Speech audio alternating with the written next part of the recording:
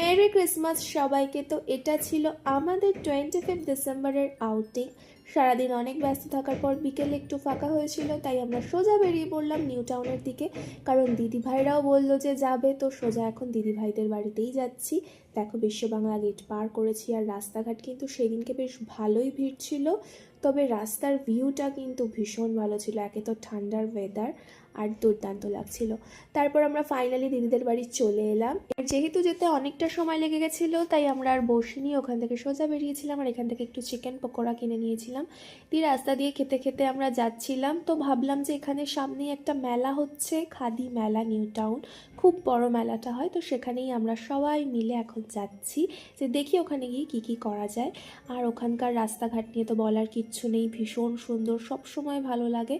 তারপর আমরা সাবওয়ে দিয়ে পার হতেই দেখলাম যে মেলার অনেকটা আগে থেকেই বেশ সব দোকানপাট বসে গেছে, আর ভীষণ সুন্দর ছিল চারিদিকটা। আর এই যে দেখো, আমরা বেশ কিছুটা আসার পর নিউ টাউন মেলার যেই আসল জায়গাটা, সেই জায়গাটায় ঢুকলাম। আর সেদিনকে কিন্তু বেশ ভালো ভিড়ও ছিল। মেলাটা কিন্তু বেশ বড়, আর এখানে দারুণ দারুণ হাতের কাজের জিনিসপত্র, মাটির জিনিসপত্র ছাড়াও অনেক জিনিসপত্র পাওয়া যায়। আর এখানে মাটির বোতলগুলো এত ভালো লাগছিল বলে আমি একটা কিনেও নিলাম। আর এই মেলার ভিডিও কিন্তু পরের পার্টে আসবে, পুরো মেলাটা তোমাদের সাথে ঘুরে দেখাবো। তারপর ওখান থেকে আমরা বেরিয়ে গেলাম, যেহেতু আমরা অনেকটা দূর আসবো। আর আস্তে আস্তে দেখলাম এই সুন্দর লাইটিংটা, এত ভালো লাগছিল। আর এখানে কি সুন্দর একটা সান্টা ক্লজও রেখেছিল, খুব ভালো লাগছিল। তো দেখা হচ্ছে তোমাদের সাথে পরের নতুন মেলার ভিডিওটা নিয়ে। ততদিন সবাই ভালো থেকো, রাধে রাধে।